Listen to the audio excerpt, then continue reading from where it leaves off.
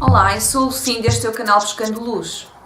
Eu tenho um amigo que descobriu a sua ascendência judaica e começou uma aproximação com os judeus no sentido de lhes levar Yeshua como o seu Messias.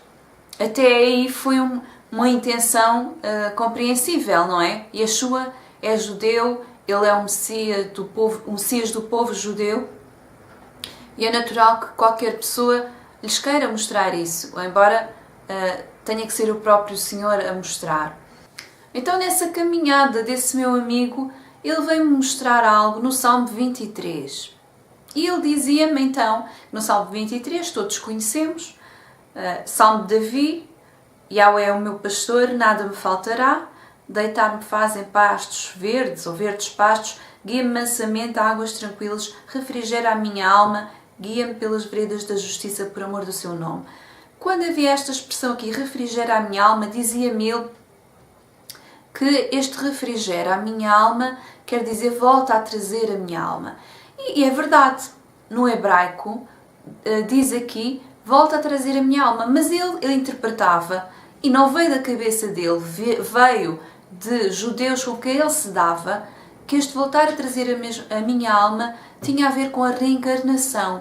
E ele estava a considerar, será que a reencarnação era algo correto à luz das Escrituras?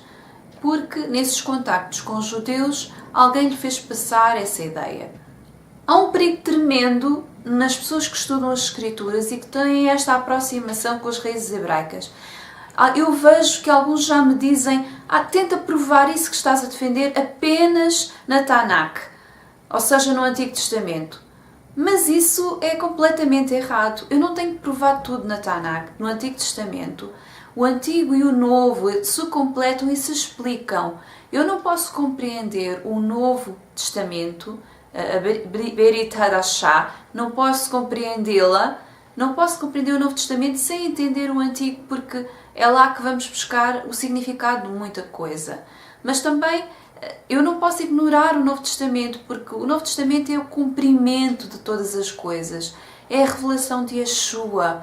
Como podemos ignorar os Evangelhos? Como podemos ignorar Apocalipse, que se chama mesmo a revelação de Yeshua? E toda aquela revelação intermédia entre os Evangelhos e Apocalipse, onde o apóstolo Paulo teve tanta revelação e os outros discípulos tiveram tanta revelação.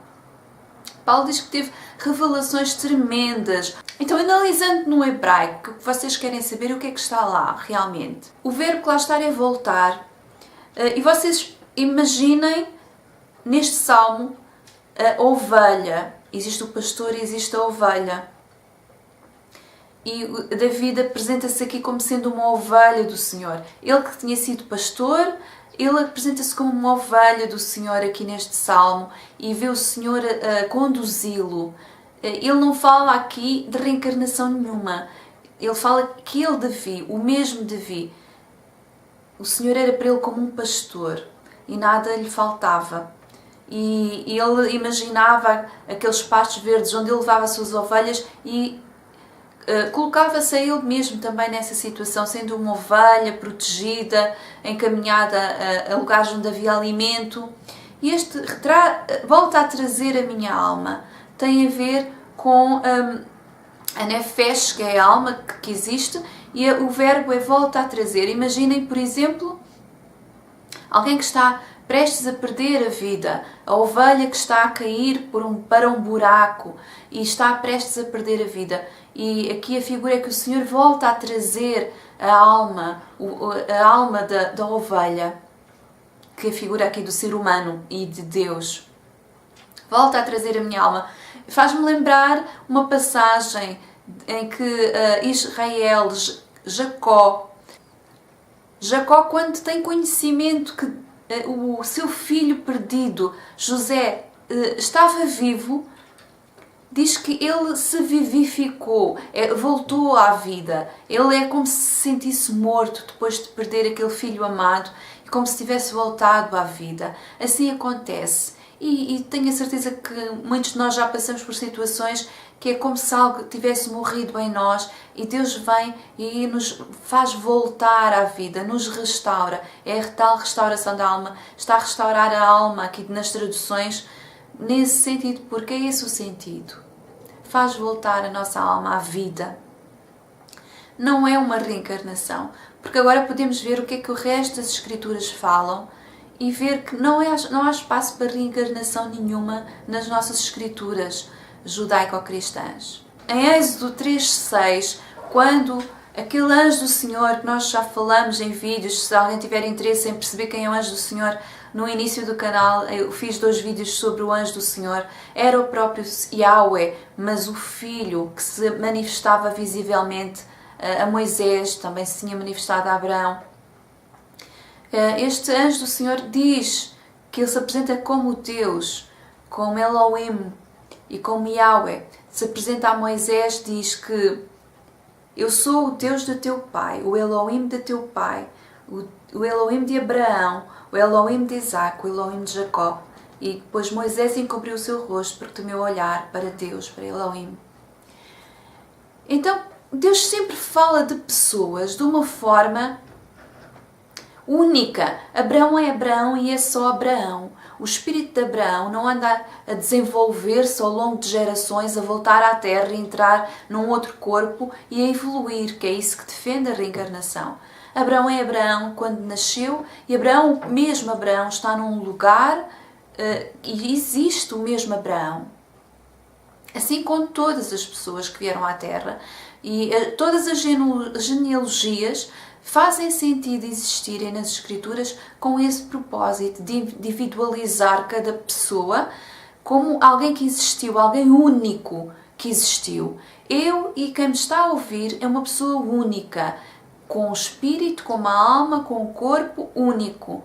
E quando a pessoa for desencarnada deste corpo durante a sua morte, ficará como que um pouco incompleta. Por isso está escrito que o único inimigo que falta derrotar é a morte, até que venha esse corpo eterno para revestir. Paulo disse que eu não quero ser despido, quero ser revestido. Ele preferia ser revestido, mas era ele, o seu espírito e a sua alma, que queria o revestimento desse corpo eterno sob o corpo natural. Ou seja, não queria passar pela morte, queria ser revestido. Este corpo físico seria revestido de um corpo espiritual. E é tão lindo como as Escrituras se completam. Eu acho tão errado fazer essa divisão entre o Antigo e o Novo, porque a Torá de Deus, a instrução de Deus é uma só. Yeshua é a Torá encarnada, que se tornou carne. E há uma continuidade, Yeshua se revela desde o princípio, desde o Gênesis até o Apocalipse, todos estes livros que nós temos. Há quem diga que se perderam outros livros e não está de acordo com existirem estes, mas estes são preciosos e se completam. Se existem outros, eu também gosto muito, por exemplo, do livro de Enoque.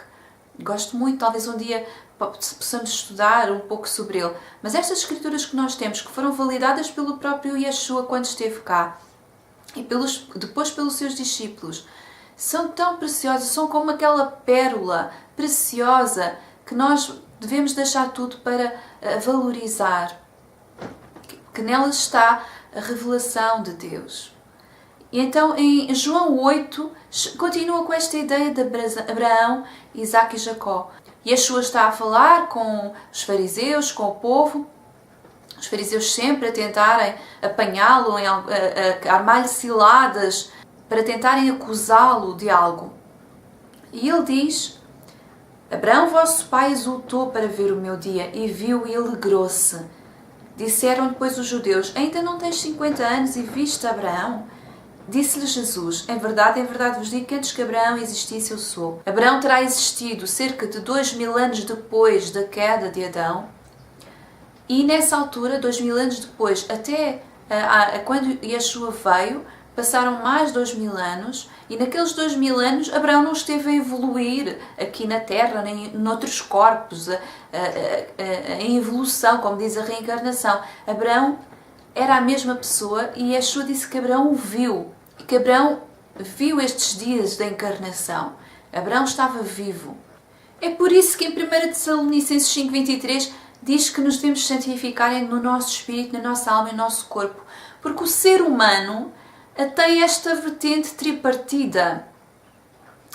Nós somos à semelhança de Deus, do Elohim plural, em muitas vertentes. Na vertente da família, que eu já falei em vídeos anteriores, mas também nesta constituição tripartida do nosso ser, o nosso espírito, a nossa alma e o nosso corpo. E o corpo não é uma coisa com pouco valor, é algo com muito valor. Como eu falei, Paulo dizia que queria ser revestido e não despido, faz parte de nós. A redenção só será completa quando nós estivermos completamente redimidos espírito, alma e corpo. E aqui, nesta passagem de Salonicenses, fala da necessidade da nossa santificação nessas três vertentes, porque o homem é completo nessas três vertentes. A reencarnação é mesmo terrível e uma coisa mesmo muitíssimo antibíblica, porque chega a defender que o ser humano pode encarnar num animal. E nós sabemos que eu não tenho tempo agora de defender aqui essas diferenças, mas o homem é um espírito eterno e jamais, feita à imagem e semelhança de Deus, não deve haver doutrina tão antibíblica que seja tão contrária a todas as escrituras, desde Gênesis a Apocalipse, como esta doutrina. Portanto, se alguém se tem deixado enganar ao aproximar-se do judaísmo ou por influência de algumas religiões orientais, tenham a certeza que isto é completamente antibíblico. O ser humano é feito à imagem e semelhança de Deus. É um ser eterno que existe uma vez. A passagem que todos deviam conhecer e parece que as pessoas não conhecem. Hebreus 9:27. Assim como aos homens está ordenado morrerem uma só vez e vendo depois disso o juízo. Aos homens está ordenado morrer uma só vez.